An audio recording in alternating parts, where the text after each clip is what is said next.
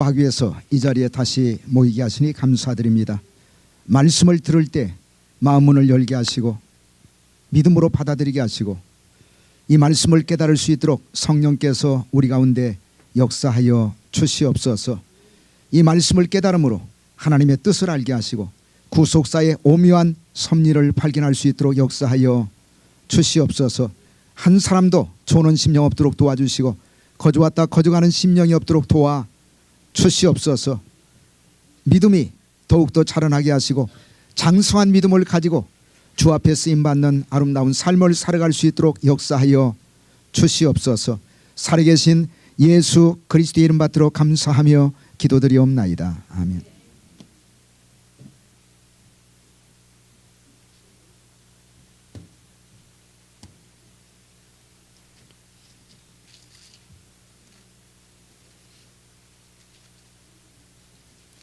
자, 창세기 16장 같이 보시겠습니다.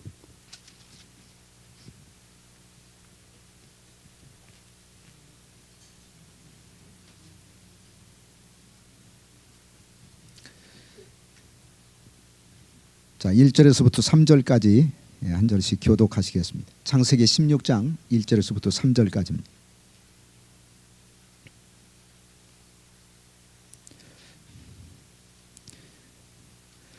아브라함의 아내 사레는 생산치 못하였고 그에게 한 여종이 있으니 애굽 사람이요 이름은 하갈이라.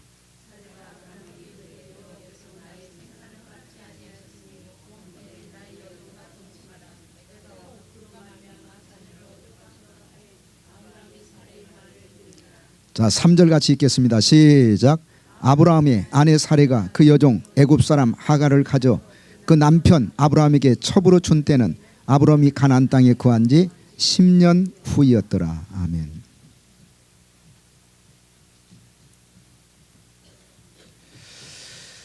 자, 한 구절 더 읽겠습니다. 요한복음 5장 24절 같이 한번 읽겠습니다. 요한복음 5장 24절 말씀.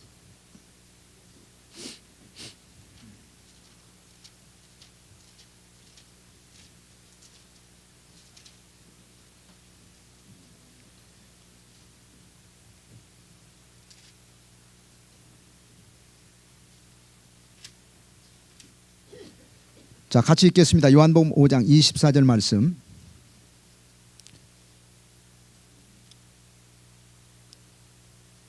자, 시작.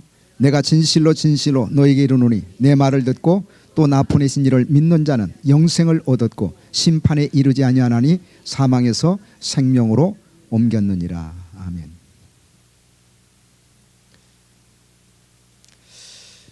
우리가 성경을 읽을 때 가장 위험한 방법이 뭐냐면 자기가 알고 있는 지식 혹은 자기가 알고 있는 교리를 가지고 성경을 접근해서는 안 돼요. 성경을 통해서 교리를 깨달아야지, 교리를 가지고 성경을 읽게 되면 성경을 잘못 왜곡할 수가 있고 오해할 수가 있습니다. 이게 요한복음 5장 24절 말씀도 마찬가지예요. 내가 진실로 진실로 너에게 이르노니 내 말을 듣고 또 나 보내신 이를 믿는 자는, 그러니까 듣고 믿는 자는, 하나님의 말씀을 듣고 믿는 자는, 자, 세 가지. 첫째로 뭐라고 그랬습니까? 아니, 듣고 믿는 자는 첫째 뭐라고 그랬어요? 영생을 얻었고, 영생. 그 다음에 두 번째, 심판에 이르지 않고, 그 다음에 세 번째로 사망에서 생명으로 옮겼느니라. 사망에서 생명으로 옮겼느니라. 이런 기적이 일어날 수가 있다, 그 얘기예요. 첫째는 뭐라고 그랬습니까? 영생을 얻었고, 여기에서 얘기하는 영생은 현재적인 의미로 사용되고 있어요. 내가 예수 믿고 구원받는 그 순간 이미 영생은 얻은 겁니다. 그리고 천국에 가서 그 영생을 우리가 누리는 거예요. 엔조이 하는 겁니다. 그 다음에 두 번째는 심판에 이르지 않는다. 여기에서 얘기하는 심판은 지옥 가는 형벌의 심판을 얘기해요. 지옥 가는 형벌의 심판을 얘기합니다. 그 다음에 세 번째는 사망에서 생명으로 옮겼다. 제가 지난 주일에 설교 시간에 이 말씀을 했는데 어떤 분이 이 말씀이 도저히 이해가 안 간다. 우리는 이미 다 영생을 얻은 사람들이고 구원받기로 다 예정된 사람들인데 왜 사망에 있다가 생명으로 옮기느냐. 이런 퀘천을 가지고 물어본 사람이 있다고 얘기를 제가 들었어요. 그러니까 교리를 가지고 성경을 이해하려고 하기 때문에 그런 문제가 생기는 겁니다. 있는 그대로 성경을 보여야지. 있는 그대로. 아니 성경이 사망의 생명으로 옮겼다면 그대로 믿어야 될 거 아닙니까? 그런데 이제 이 구절이 잘 이해가 가지 않는 게 뭐냐면 예정론이라는 교리를 가지고 보기 때문에 그래요. 예정론.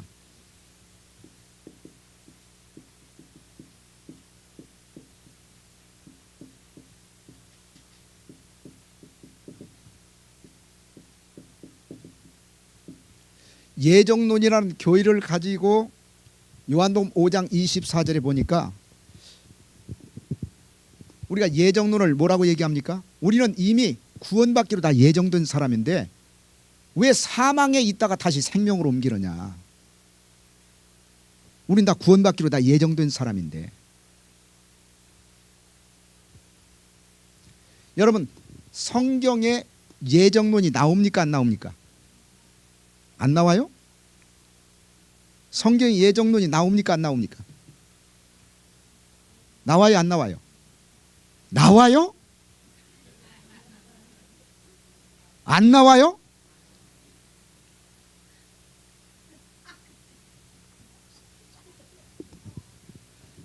나와요. 나와.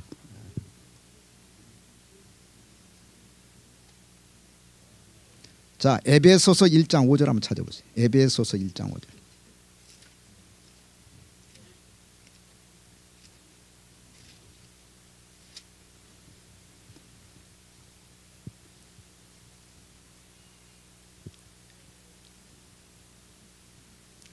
자, 에베소서 1장 5절 같이 한번 읽겠습니다. 에베소서 1장 5절. 자, 시작.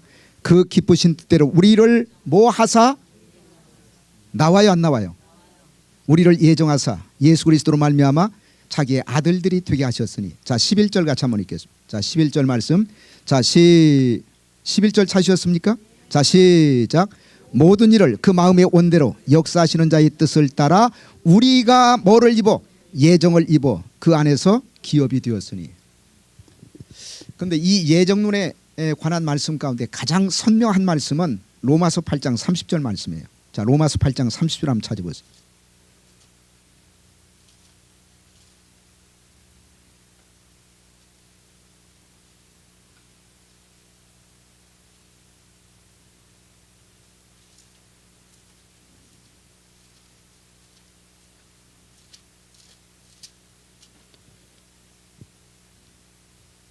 자, 같이 한번 읽겠습니다. 로마서 8장 30절 말씀. 자, 시작. 또 미리 정하신 그들을 또한 부르시고 부르신 그들을 또한 의롭다 하시고 의롭다 하신 그들을 또한 영화롭게 하셨느니라. 그 예정이라는 단어는 나오지 않지만 미리 정하신 그들, 미리 정하셨다. 그게 바로 예정 아닙니까?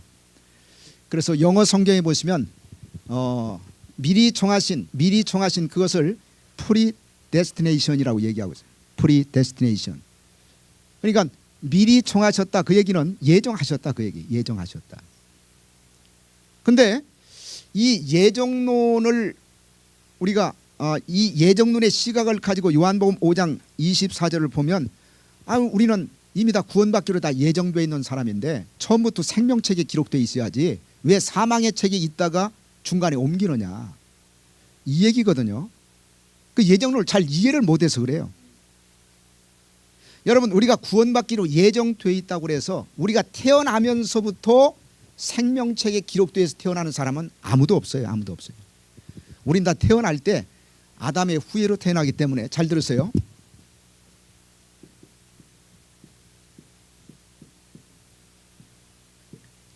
첫째로 허물과 죄로 다 죽어서 태어나요.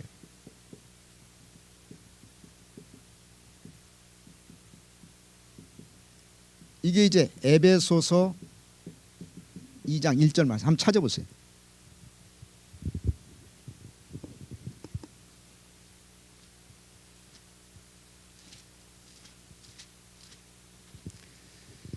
자, 에베소서 2장 1절 말씀입니다. 자, 같이 읽겠습니다. 시작. 너희의 허물과 죄로 죽었던 너희를 거기 보세요. 너희의 허물과 죄로 죽을 수밖에 없었더니 아니에요. 이미 죽었다. 그러니까 우리가 태어나서 죽어서 다 태어납니다. 그러면 육신적으로 죽어서 태어난다는 얘기냐? 아니에요. 영적으로 다 죽어서 태어나요. 영적으로 다 죽어서 태어나요. 그리고 두 번째로 아담의 자손들은 다 영적으로 죽어 있는 사람들이에요.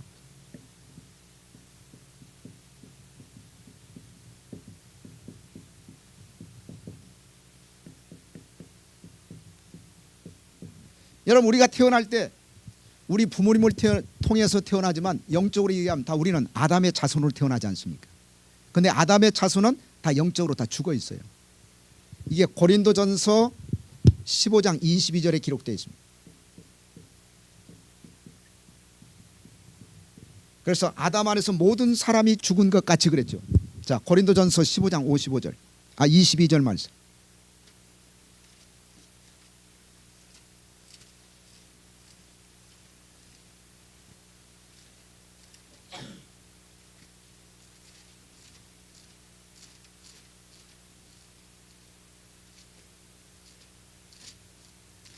자, 같이 읽겠습니다. 고린도전서 15장 22절 말씀 찾으셨습니까? 자, 같이 읽겠습니다. 시작. 아담 안에서 모든 사람이 죽은 것 같이. 거기 보세요. 아담 안에서 모든 사람이 다 죽었다고 그랬잖아요. 우리는 다 아담의 자손으로 다 태어나지 않습니까? 영적으로. 물론 우리 부모님이 결혼해 가지고 우리가 태어나지만 영적으로 얘기하면 다 우리는 거슬러 올라가면 다 아담의 자손들이거든요. 아담의 자손은 다 죽어 있어요. 그래서 우리는 죽어서 태어납니다. 그러니까 여러분, 영적인 무덤은요, 저 공동묘지의 무덤이 아니에요. 어머니 뱃속의 영적인 무덤이에요. 우리는 다 죽어서 태어난다니까. 그 다음에 여러분, 태어났을 때 의인이 있어요, 없어요? 의인은 없어. 의인.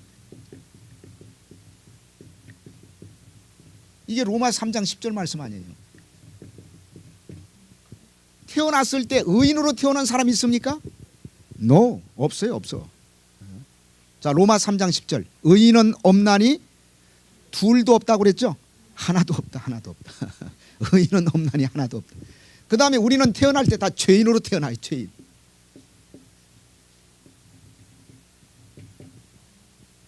로마 3장 23절 말씀.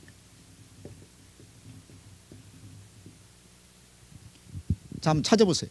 로마 3장 23절. 그냥 이런 구절들은 다 외우시기를 바랍니다. 유대인들은 벳 하세퍼 성경의 집에 들어가면 그냥 12살 때까지 계속 성경을 다 암송시키 외우게만, 그리고 나서 설명을 해요. 자, 로마 3장 23절 말씀. 자, 시작. 모든 사람이 죄를 범하였음에 하나님의 영광에 이르지 못. 거기 보세요. 모든 사람이 죄를 범하였음에, 그러니까 모든 사람이 다 죄인으로 태어난다, 그 얘기예요.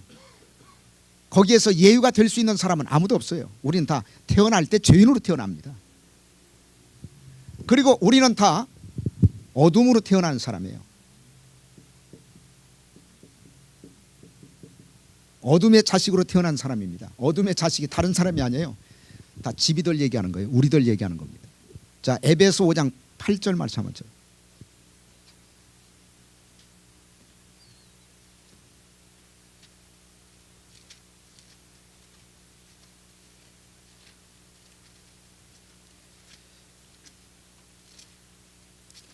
자, 에베소 5장 8절 말씀. 자, 시작.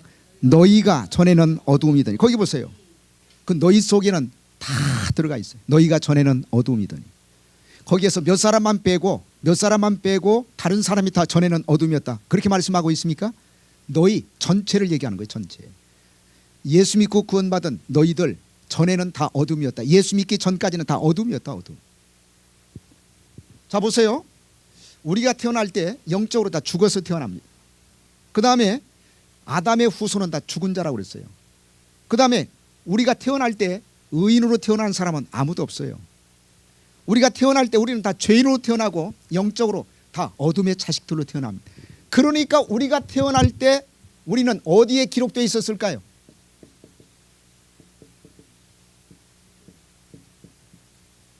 자, 두 개의 책이 있죠. 사망의 책, 그 다음에 두 번째 생명의 책. 자, 우리가 태어날 때 우리의 이름이 여기에 기록되어 있었을까? 여기에 기록되어 있었을까? 1번요? 2번요? 아, 여기에 기록되어 있지. 보세요. 자, 우리가 죽어서 태어났죠. 그 다음에 아담의 후손은 다 죽은 자라고 그랬지. 우리는 다 죄인으로 태어났잖아요. 의인은 없다고 그랬으니까 죄인으로 태어났지. 그 다음에 우리가 전에는 다 어둠이었다면은 생명의 책에 기록된 사람들이 아니, 다 사망의 책에 기록된 사람들이에요. 잘 들으세요. 우리가 하나님의 예정 가운데 들어가 있다 할지라도 태어났을 때는 다 여기에 이름이 다 기록되어 있어요. 여기에 이름이 다 기록돼서 태어난 거예요. 근데 예정을 입은 사람들은 중간에 예수를 믿습니까? 안 믿습니까? 예수를 믿고 이름이 여기에서 어디로 옮겨져요? 생명의 책으로 옮겨지는 거예요. 옮겨지는 중간에 우리가 태어나서 살아갈 때 그게 예정을 입은 사람들이지, 예정을 입었다고 해서 처음부터 생명책에 기록되어 있고 그냥 자동적으로 천국 간다. 아니, 그러면 뭐하러 전도합니까? 뭐하러 예수를 믿어요? 예정 가운데 태어난 사람이라 할지라도 태어날 때는 다 여기에 다 기록되어 있다니까. 그런데 예정을 입은 사람과 예정을 입지 않은 사람의 차이점이 뭐냐? 예정을 입은 사람은 중간에 예수를 믿고 이름이 이쪽으로 다 옮겨져. 그런데 예정을 입지 않은 사람은 예수를 믿을 수가 없어요. 그래서 그냥 이름이 거기에 계속 여기에 기록되어 있다가 결국은 지옥 가게 되어 있습니다. 이게 예정론이에요. 예정론. 그런데 우리가 생각할 때는 아, 우리는 예정을 입었으니까 처음부터 여기에 기록되어 있을 텐데 어떻게 사망의 책에서 생명의 책으로 옮긴다는 얘기를 할 수가 있느냐? 사망에서 생명으로 옮겼다는 얘기는 사망의 책에서 생명의 책으로 옮겨졌다는 얘기거든요. 그래서 예정론을 잘못 오해하게 되면 예정을 입은 사람들은 예수를 믿지 않아도 자동적으로 구원받고 자동적으로 생명의 책에 기록되어 있고 자동적으로 천국 간다. NO! 천만의 말씀이에요. 예수를 다 믿어야 돼요.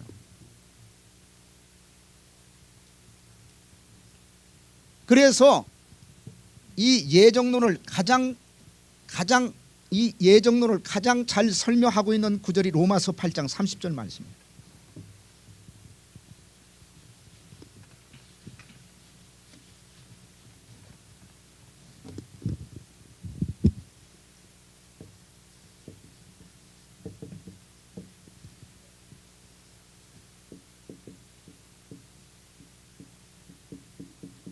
자, 로마서 8장 30절 다시 한번 읽겠습니다.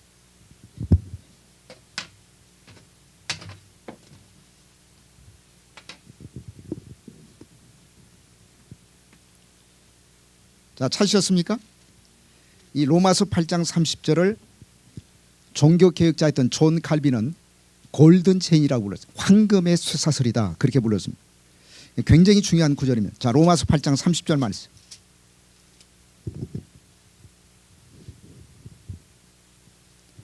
자, 같이 읽겠습니다. 시작. 또 미리 정하신 그들을 또한 부르시고 부르신 그들을 또한 의롭다 하시고 의롭다 하신 그들을 또한 영화롭게 하셨느니라. 자, 거기 보세요. 미리 정하신 그들, 그러니까 예정된 자죠. 프리데스티네이션, 미리 정하신 그들, 예정된 자들을 첫 번째 단계가 뭐냐면 그들을 또한 부르시고, 이게 소명의 단계입니다. 소명, 부르셨다. 영어로 얘기하면 콜링이에요. 소명. 여러분 잘 들으세요. 하나님이 구원시키기로 예정한 사람만 다 불러요. 그러니까 예정에 들어가지 않은 사람은 하나님이 부를까요? 안 부를까요? 안 불러. 이걸 소명이라고 얘기합니다. 소명. 그 다음에 두 번째는 부르신 그들을 또한 의롭게 하시고, 이걸 갖다 칭의라고 얘기합니다. 칭의. justification, 칭의라고 얘기합니다. 그 다음에 의롭다 하신 그들을 또한 영화롭게 하시고, 이걸 영화라고 얘기해요. glorification.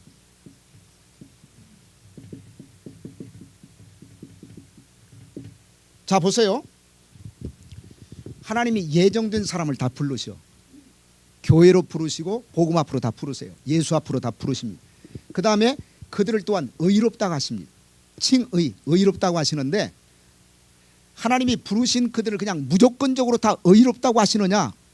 원래 이 소명의 단계에서는 다 죄인들을 부르시는 거예요. 죄인들. 여러분, 죄인들을 부르시고 난 다음에 그냥 아무런 과정 없이 의롭다고 하나님이 선포하실까요? 아닙니다.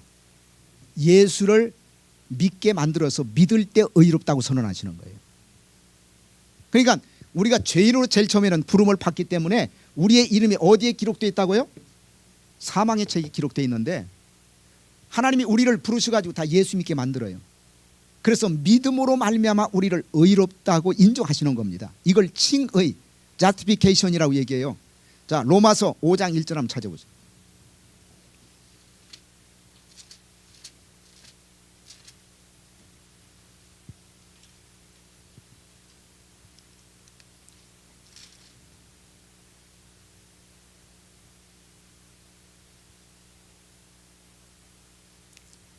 자, 로마서 5장 1절 말씀. 자, 시작. 그러므로 우리가 믿음으로 의롭다 하심을, 거기 보세요.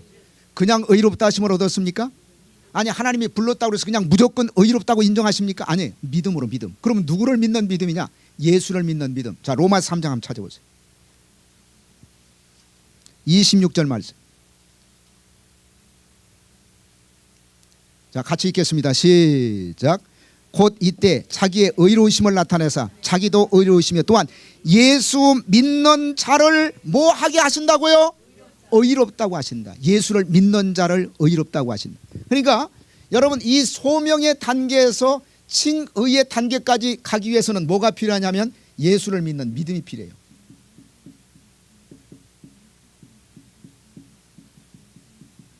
그리고 우리가 요 단계에서 예수를 믿는 그 믿음을 가지고 예수님을 믿는 그 순간 우리를 의롭다고 하실 뿐만 아니라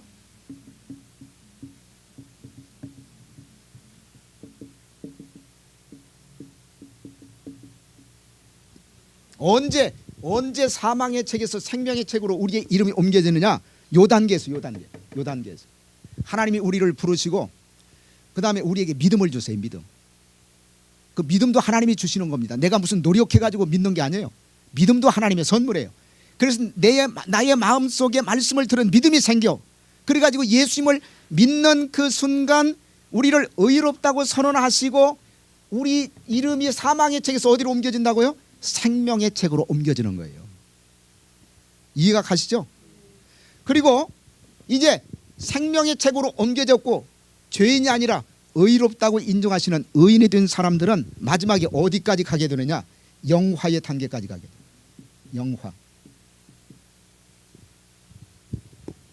영화의 단계까지 가게 되면 구원이 완성돼요. 완성. 그래서 이 영화의 단계는 이 땅에서 이루어지는 게 아니고 우리가 천국 갈 때 이루어집니다. 이해가 가십니까? 그래서 구원의 마지막 단계는 영화의 단계. 근데 자, 예정된 사람들은 하나님이 전부 다 불러요. 그리고 전부 부른 사람은 하나님이 전부 다 의롭다고 또한 인정을 하시고 그 다음에 의롭다고 인정한 사람은 마지막 영화의 단계까지 전부 다 데리고 가십니다. 그래서 이 로마서 8장 30절을 가리켜서 이것은 하나의 쇠사슬이다. 쇠사슬. 골든 체인이라고 그랬어요. 황금의 쇠사슬이다. 끊어지지 않는다 그 얘기예요. 그런데 이제 우리가 이런 얘기를 할 수가 있습니다. 목사님, 그러면 예정을 입은 사람들이 중간에 예수를 버리고 떠날 수가 있습니까? 떠날 수 있어요. 떠날 수 있습니다. 교회를 떠날 수도 있고 하나님을 떠날 수 있어요. 그러나 잘 들으세요. 예정을 입은 사람들은 떠났다 할지라도 반드시 죽기 전에 돌아오게 돼 있어요. 하나님이 그렇게 역사하십니다. 그러나 어떤 사람은 예수를 열심히 믿은 것처럼 보였는데 어느 날 갑자기 시험 들어서 교회를 떠났어요. 하나님을 떠났습니다. 그런데 죽을 때까지 안 돌아와. 안 돌아온 사람은 예정을 입은 사람이 아니에요. 그러니까 예정은 어떻게 할 수가 있느냐? 몰라. 예정은 결과입니다. 결과. 그 사람이 떠났다가 다시 돌아오면 예정을 입은 사람이고 떠났다가 영 안 돌아오면 그 사람은 예정을 입은 사람이 아니에요. 그래서 우리는 예정을 입었다 안 입었다는 지금은 몰라요. 마지막까지 가봐야 돼요. 마지막까지 가봐야 돼요. 그러니까 예를 들어서 누가복음 15장 11절 이하에 보시면 집 나간 탕자 있죠? 집 나간 탕자. 아버지를 떠났다는 얘기는 어느 날 갑자기 하나님을 떠났다는 얘기. 거기 아버지는 하나님을 얘기합니다. 그러면 집 나간 탕자는 예정을 입은 사람일까요? 아닌 사람일까요? 어떻게 알 수가 있어요? 아니, 하나님을 떠났는데 떠났어도 다시 돌아왔잖아요. 이런 사람은 예정을 입은 사람이에요. 그런데 떠났는데 안 돌아와. 이런 사람은 예정을 입지 않은 사람이고 유기된 자라고 얘기합니다. 유기됐다, 버림을 받았다.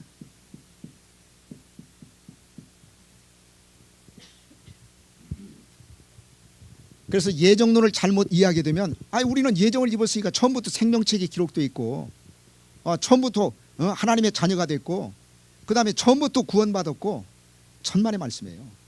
예정을 입었어도 다 우리의 이름이 태어날 때는 다 사망의 책이 다 기록되어 있는 거예요. 그리고 요 단계에서 예수를 믿고 의인이 되는 단계에서 사망의 책에서 생명의 책으로 옮겨지는 겁니다. 이름이. 이해가 가시죠? 네. 그리고 하나님을 떠났다 할지라도 마지막에 돌아오는 사람은 예정을 받은 사람이다, 유기된 사람이다. 예정받은 사람이에요. 그러나 하나님을 떠나서 영영 돌아오지 않는 사람은 예정된 사람이 아니에요. 그건 버림을 받은 사람이에요.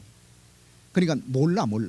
그래서 우리가 모든 사람에게 복음을 전해야 될 이유가 뭐냐면 그 사람이 예정을 입었는지 안 입었는지 우리가 지금 모른다니까. 여러분, 여기 앉아 있어도 잘 들으세요. 여기 앉아 있다고 해서 우리가 다 예정 입었다 그렇게 속단해서는 안 돼. 여기 앉아 있다가도 중간에 하나님을 떠나가지고 영원히 돌아오지 않는 사람이 있다면 그 사람은 예정 입은 사람이 아니에요.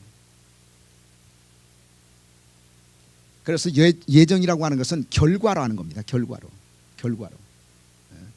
아니, 인간이 5분 앞에 일도 모르는데 하나님의 그 원대한 섭리를 우리가 어떻게 알아요? 하나님의 뜻을 우리는 성경에 기록되어 있는 만큼만 아는 겁니다. 예수님도 이 땅에 오셔가지고 뭐라고 말씀하셨어요? 자, 요한복음 한번 찾아보세요. 3장. 내가 땅의 일도 다 못했다고 그랬어요. 땅의 일도 다 얘기하지 못했다고 그랬어요. 하늘의 일은 예수님이 꺼내지도 못했습니다. 사람들이 믿어줘야 무슨 하늘의 일을 얘기하든지 말든지. 자, 요한복음 3장 한번 찾아보세요.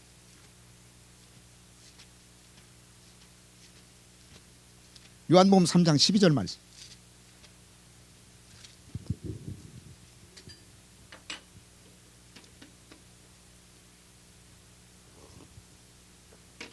요한복음 3장 12절 말씀. 자, 시작. 내가 땅의 일을 말하여도 너희가 믿지 아니하거든 하물며 하늘 일을 말하면 어떻게 믿겠느냐. 예수님은요, 이 땅에 오셔가지고 땅의 일도 말을 다 못했어. 예수님 무슨 말씀을 하면 오해해가지고 말이죠. 예수님을 갖다 무슨 귀신 들렸다, 무슨 정신병자다 이렇게 취급하는데 예수님이 어떻게 말씀합니까?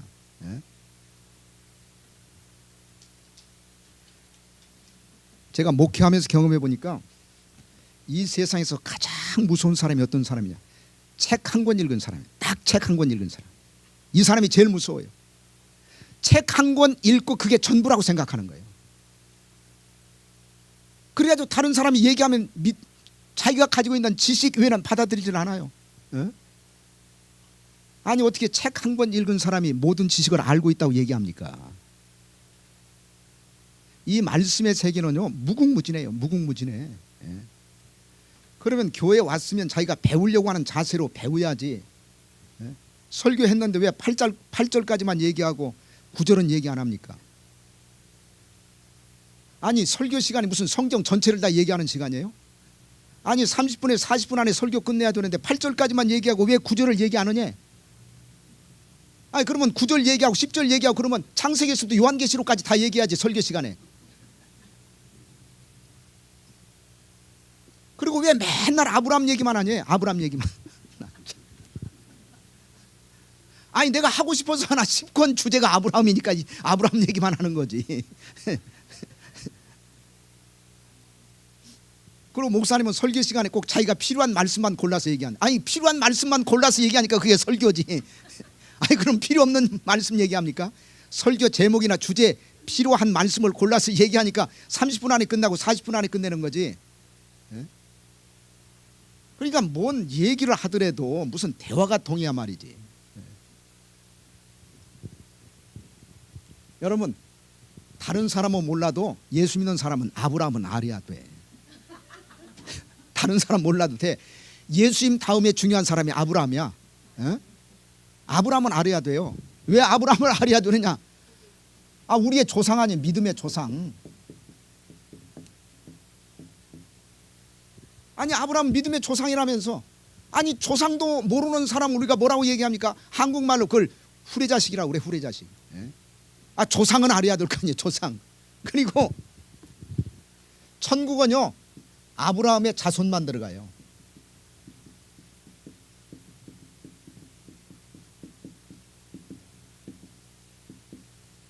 그러니까 우리가 천국 들어가면 아브라함이 누군지 알아야 될 거 아닙니까? 천국은 누구만 들어간다고요? 영적인 아브라함의 자손들만 들어갑니다. 아브라함의 자손이 아닌 사람은 천국 들어가지 않아. 그래서 천국을 아브라함의 품이라고 얘기한 거예요. 아니 거지 나사로가 죽어서 어디 갔어요? 아브라함의 품에 들어갔. 아니 그게 천국일 텐데, 낙원이나 천국일 텐데 왜 아브라함의 품이라고 얘기했느냐? 아브라함의 품에 들어갔다는 얘기는 아브라함의 자손들만 갈 수 있는 나라다. 아브라함의 자손.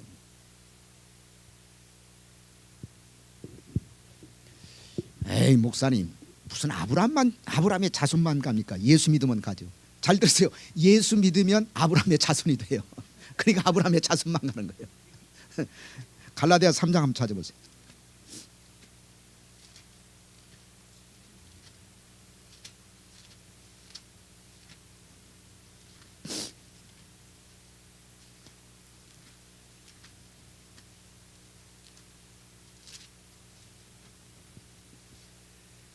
그리고 성경에 의문점이 있으면 나를 찾아와서 물어봐야지.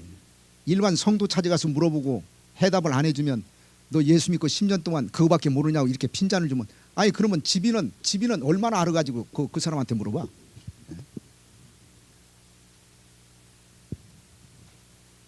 자 갈라디아 3장 29절 말씀. 자 같이 읽겠습니다. 시작. 너희가 그리스도께 속한 자면 곧 아브라함의 자손이요. 거기 보세요. 너희가 그리스도께 속한 자면, 우리가 예수를 믿게 되면 그리스도에게 속한 자가 되지 않습니까? 그래서 우리가 그리스도에게 속한 자가 되면 자동적으로 우리는 누구의 자손? 아브라함의 자손이 돼요. 그러니까 천국은 누구만 들어간다고요? 아브라함의 자손만 들어가는 거예요. 그래서 마태복음 8장에 보시면 천국에 들어간 사람의 순서를 얘기할 때 넘버 원이 누군 줄 아십니까? 천국에 들어간 사람의 순서. 그 리스트 가운데 제일 먼저 등장하고 있는 사람 넘버 원 누구예요? 아브라함이에요. 아브라함. 자 마태 8장 11절 한번 찾아보죠.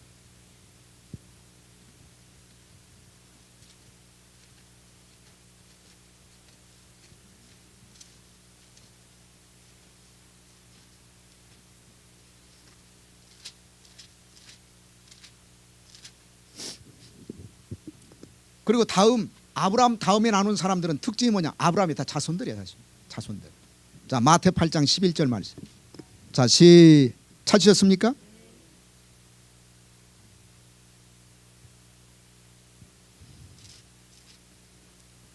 자 같이 읽겠습니다. 시작. 또 너에게 이르노니 동서로부터 많은 사람이 이르러 아브라함과 이삭과 야곱과 함께 어디에 앉는다고요? 천국에 앉으려니와. 그 천국에 앉는 사람들의 리스트 명단을 얘기할 때 제일 먼저 들어간 사람이 아브라함이에요. 그러니까 아브라함 같은 믿음이 있어야 천국에 들어간다 그 얘기고, 아브라함의 영적인 자손이 돼야 천국에 들어간다 그 얘기예요. 평생 예수를 30년 40년 믿으면서도 이것도 모르고 믿어.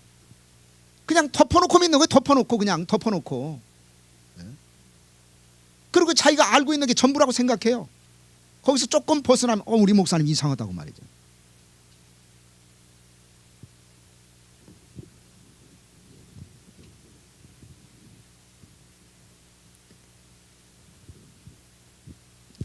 다른 것에 관해서 컴플레인을 얘기하면 제가 찾아가서 다 설명을 하고, 그 다음에 내가 또 잘못했으면 용서를 빌 수가 있지만, 설교나 혹은 성경 공부 가지고서나 컴플레인을 하면 저도 방법이 없어요. 나보고 하지 말라는 얘기 아닙니까? 구속사 가르치지 말라는 얘기 아니에요. 그러면 우리 교회 정체성이 구속사인데, 그럼 둘 중에 하나 해야지. 그분이 나가든지 내가 나가든지. 왜 목사님은 맨날 구속사만 가르치냐고. 오후에 좀 교리 공부도 좀 가르치고 그러지.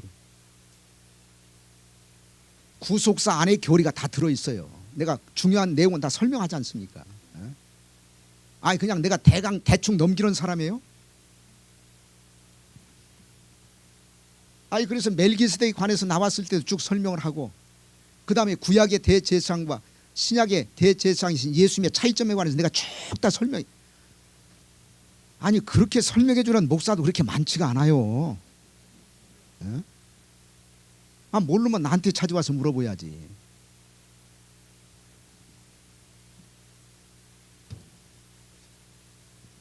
나는 박아브람 목사님 밑에서 50년 동안 훈련받은 사람이에요. 내가 무슨 뭐 교만해서 자랑하는 게 아닙니다. 내가 그분 밑에서 숱하게 많은 말씀 들었어요.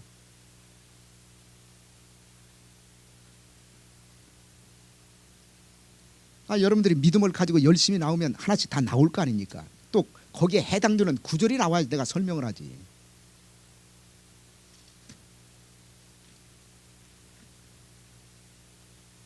지금 뭔 얘기하다 지금 여기까지 왔나? 자, 아브라함 얘기로 다시 돌아가십시다.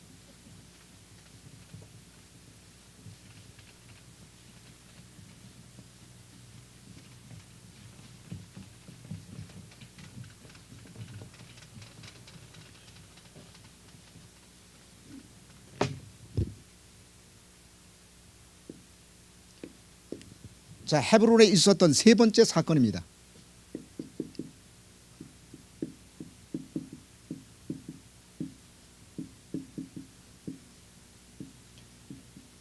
BC 2081년에 2081년. 자, 이때 어떤 사건이 있었냐면 아브라함이 하갈을 취했습니다.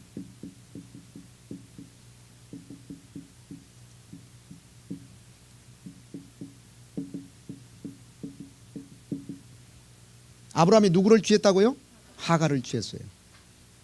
아브라함 85세 BC 2081년 아브라함이 하갈을 취한 사건이 헤브론에 있었던 사건 세 번째 사건입니다. 자, 16장 다시 한번 찾아보세요. 창세기 16장.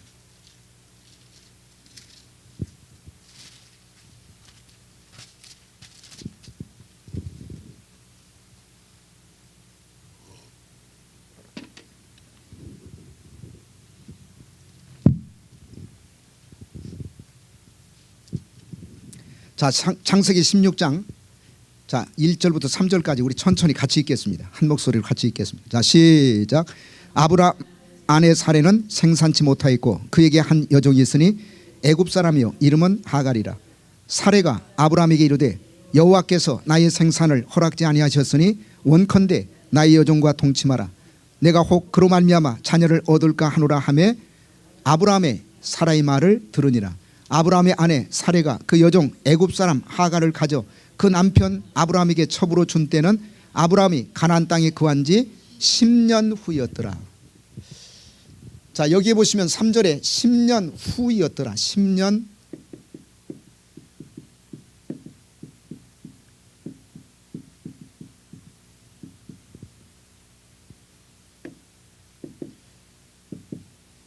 여기 10년 후라는 말이 영어 성경에 보시면 애프터로 나와 있는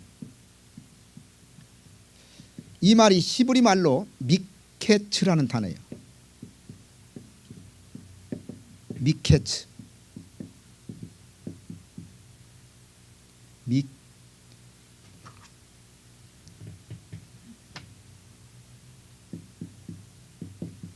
미케츠라는 단어입니다. 미케츠라는 단어.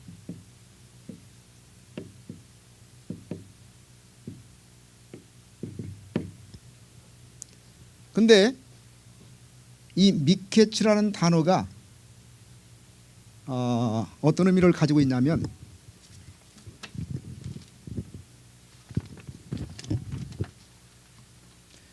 무엇의 끝이 막 지났다 그런 얘기입니다. 무엇의 끝이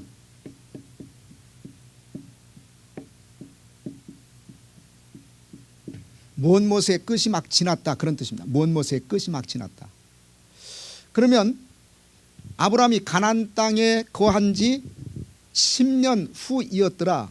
이게 구체적으로 아브라함 몇 살 때 일어난 사건이야. 하갈을 취한 사건이. 아브라함이 가나안 땅에 들어왔을 때가 75세 아니에요. 75세. 75세죠. 그러면 84세가 10년째입니다. 84세가 10년째 10년째. 그렇죠? 75세부터 계산하게 되면 84세가 10년째고 이 84세의 끝이 막 지났을 때니까 85세입니다. 85세. 그래서 이 믿겠지라는 단어를 먼 못의 끝이 막 지났다 이렇게도 설명할 수가 있지만 이것은 먼 못이 꽉 찬 상태.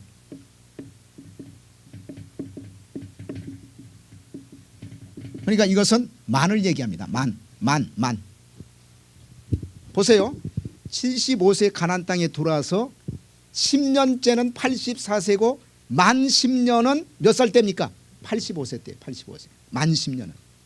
그렇게도 설명할 수가 있고 먼 못의 끝이 막 지났다 그러니까 84세가 10년째인데 10년째가 막 지나서 85세가 되었을 때 아브라함이 하갈을 취한 사건이 일어났다. 그런 얘기입니다. 그래서 이걸 원어를 모르면 계산하기가 쉽지가 않아요. 그래서 원어를 원어 목사님이 이제 자세하게 기록해 놓은 이유가 거기에 있습니다. 자, 중요한 것은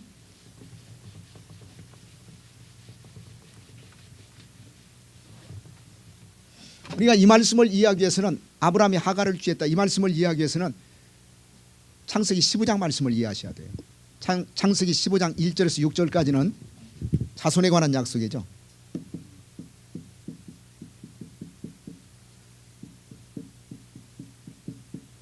그 다음에 창세기 15장 7절에서부터 21절까지는 땅에 관한 약속이에요.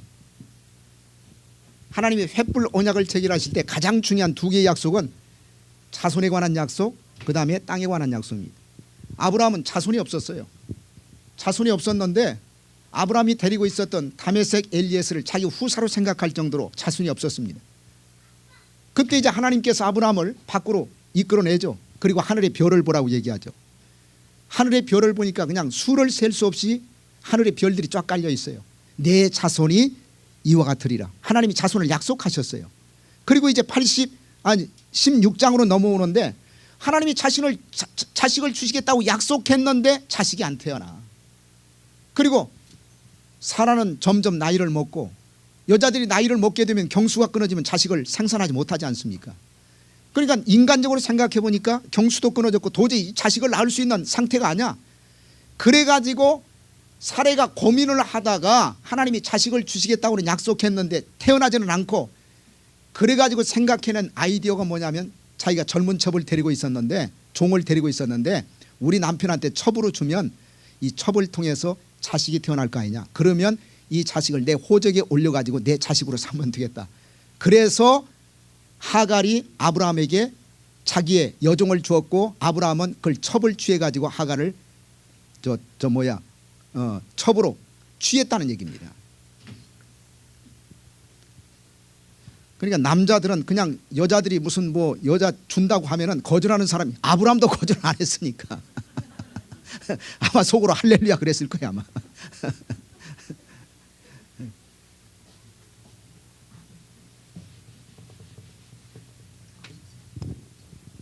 한 두 가지 교훈만 생각하겠습니다. 두 가지 교훈. 첫째는 하나님의 뜻은 하나님의 방법으로 이루어야 돼요.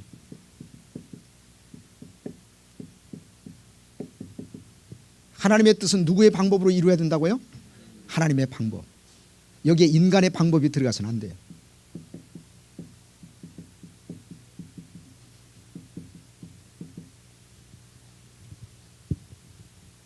아니 하나님이 자식을 주시겠다고 약속하셨으면 하나님이 자식을 주실 때까지 기다려야 될 거 아닙니까? 하나님의 방법으로.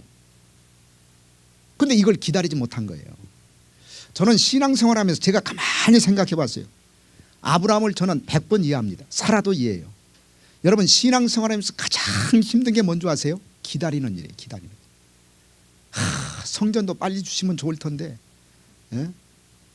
하여튼 작년부터 뭐 해가지고서나 지금 뭐 그냥 이 잡듯이 뒤지고 있는데 우리 마음에 쏙 드는 성전이 없어. 예? 그러니까 어떤 때는 갔다 와가지고 마음에 실망이 되니까 사람이 축 처져요. 그냥 처져. 예? 어떤 때는 기도도 안 나와. 기도도. 하나님 어찌하여 빨리 주시지 이렇게 애를 태우십니까? 아브라함도 틀림없이 그 마음이 있었을 거예요. 사라도 그 마음이 있었을 것입니다. 그러니까 하나님이 주신다고 했는데 나이는 들어가지 자식은 생기지 않지. 그러니까 에이 인간적인 방법 아이디어를 생각해 가지고 자기가 데리고 있던 여종을 아브라함한테 처음으로 준 거예요. 이 어디에서 잘못됐느냐? 하나님의 뜻은 반드시 하나님의 방법대로 이루어져야 돼요. 그러니까 인간의 잔꾀라든지 인간의 생각, 인간의 방법을 동원해서는 안 된다는 얘기입니다. 그냥 하나님이 이루어 주실 때까지 믿고 기도하는 수밖에 없어.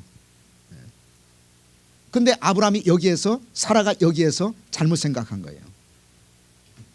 그러니까 자기가 데리고 있는 여종을 아브라함한테 첩으로 주었다는 얘기는 인간적인 방법 아닙니까? 하나님은 그렇게 자식을 주시겠다고 약속 안 했어요. 사라를 통해서 주시겠다는 얘기 아닙니까? 그러면 기다렸어야지. 근데 사실 이 기다리는 것이 제일 힘들어요, 신앙생활에서.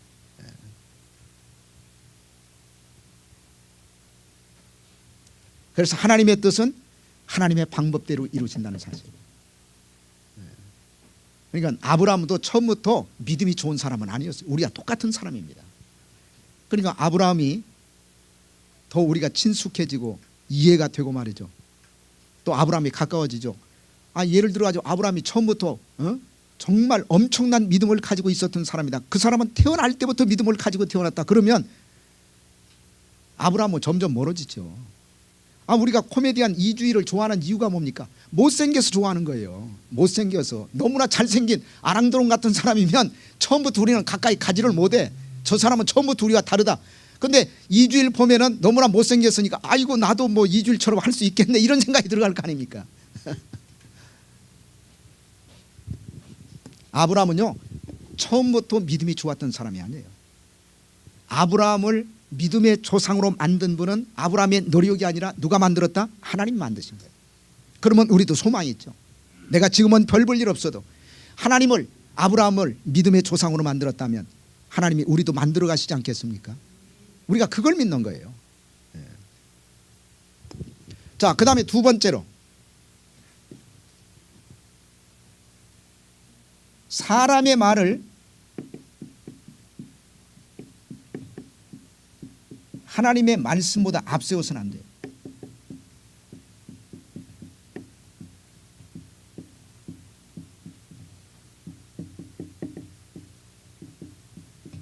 사람의 말을 하나님의 말씀보다 앞세워서는 안 돼. 앞세워서는 안 돼. 자, 2절 같이 한번 읽겠습니다. 2절 말씀.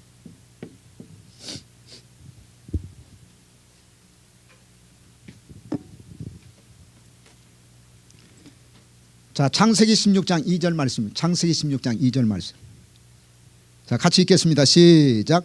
아브라함의 아내 2절 자 시작. 사레가 아브라함에게 이르되 여호와께서 나의 생산을 허락지 아니하셨으니 원컨대 나의 여종과 동침하라. 내가 혹 그로 말미암아 자녀를 얻을까 하노라 하매 아브라함이 누구의 말을 들으니라?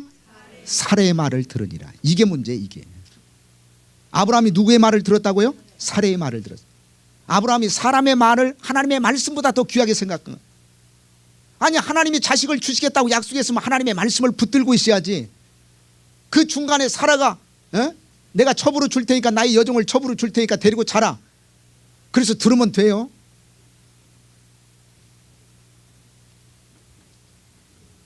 여러분 신앙은 듣는 데 생긴다고 얘기했죠. 신앙은 들음에서 나옵니다. 믿음은 들음에서 나며. 그런데 중요한 것은 사람의 말을 들을 것이냐 하나님의 말씀을 들을 것이냐. 사람의 말을 들으면 믿음이 무너져요. 자, 이 구절에서 아브라함이 사레의 말을 들었더라. 듣지 않았다면 이스마엘이 태어나지 않았을 거예요. 그런데 사레의 말을 들었기 때문에 하갈을 취했고 하갈을 통해서 이스마엘이 태어났고 그 이스마엘이 누구의 조상이 된 줄 아세요?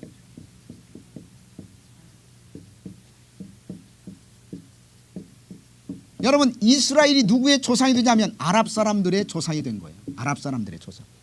여러분 중동 전쟁의 출발점은 아브라함에서부터 시작한 겁니다. 여기에서 사라의 말을 안 들었더라 그랬으면 지금 중동 전쟁이 일어나지 않았어요. 아랍 사람의 조상이 누구냐면 바로 이스마엘. 그리고 지금도 싸우고 있잖아요. 지금도 이스라엘이 지금도 싸우고 있지 않습니까? 그러니까 사람의 말을 한번 들은 잘못이 지금까지 이어지고 있는 거예요. 지금까지. 물론 마누라 얘기도 들을 때는 들어야죠. 그러나 하나님의 말씀하고 마누라 얘기하고 비교해서 하나님의 말씀이 아니다 하면은 아무리 좋은 얘기를 해도 듣지 말아야 되는데, 하나님은 자식을 주시겠다고 말씀하셨어요. 하늘의 별처럼. 근데 사례가 첩을 준다고 그러니까 할렐루야 하고서나 그냥 말을 들어버린 겁니다. 제가 볼 때는 남자들이 한 99%는 다 들을 것 같아요. 이 상황에서는 들을 것 같아 보니까. 그러나 우리 말씀 받은 사람은 그럼에도 불구하고 듣지 말아요. 하나님의 말씀을 사람의 말보다 더 귀하게 생각하시기를 주의 이름으로 축복합니다. 여러분, 이게 아브라함의 문제만 아니에요. 오늘도 똑같은 삶의 현장에서 우리가 얼마나 성경 공부하고 하나님의 말씀을 배웠음에도 불구하고 사람의 말을 들을 때가 더 많지 않습니까? 아니 무슨 뭐 아브라함이 하갈을 취했다, 이거 100번 하면 뭐 할 거예요?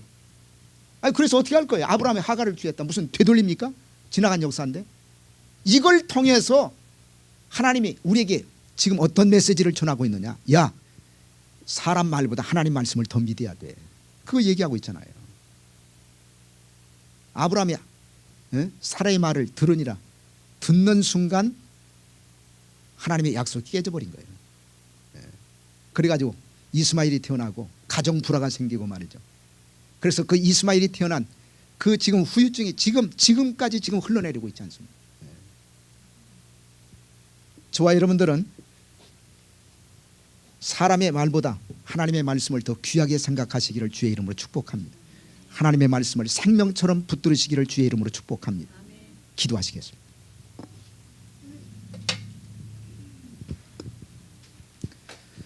살아계신 주님 감사합니다.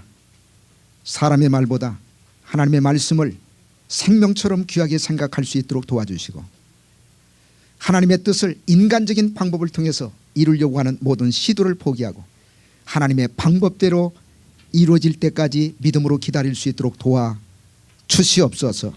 살아계신 예수 그리스도의 이름 받들어 감사하며 기도드리옵나이다. 아멘.